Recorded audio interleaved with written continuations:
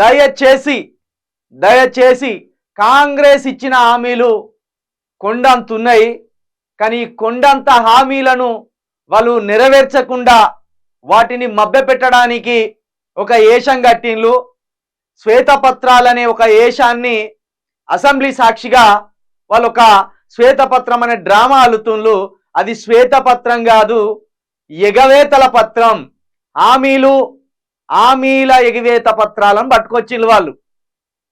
హామీలు ఇక నెరవేర్చలేము, మా వల్ల కాదు, కేసీఆర్ కొండంత అప్పులు చేసిపోయిండు, ఆ అప్పులను తీర్చడం మా వల్ల కాదు, మీకు ఇచ్చిన హామీలను నెరవేర్చడం మా వల్ల కాదు అని అసెంబ్లీ సాక్షిగా చేతులు ఎత్తేయడానికి ఎగవేత పత్రాలను ముందుకు తీసుకొచ్చి పెడుతుండ్రు. వీటిని తెలంగాణ వ్యాప్తంగా ప్రచారం చేయడానికి, తెలంగాణ వ్యాప్తంగా వీటిని ఒక చర్చకు పెట్టడానికి దయచేసి మన న్యూస్ ఛానల్ని తప్పకుండా సబ్స్క్రైబ్ చేసుకొని షేర్ చేయవలసిందిగా కూడా మరొక్కసారి ప్రజలందరికీ చేతులెత్తి నమస్కరిస్తూ అడుగుతున్నాం.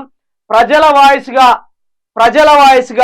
ప్రజల గొంతుగా, ముఖ్యంగా పేద ప్రజల గొంతుగా ఏ పార్టీకి మనం కొమ్ము వేయవలసిన అవసరం లేదు, ఏ లీడర్కి కొమ్ము వేయవలసిన అవసరం లేదు.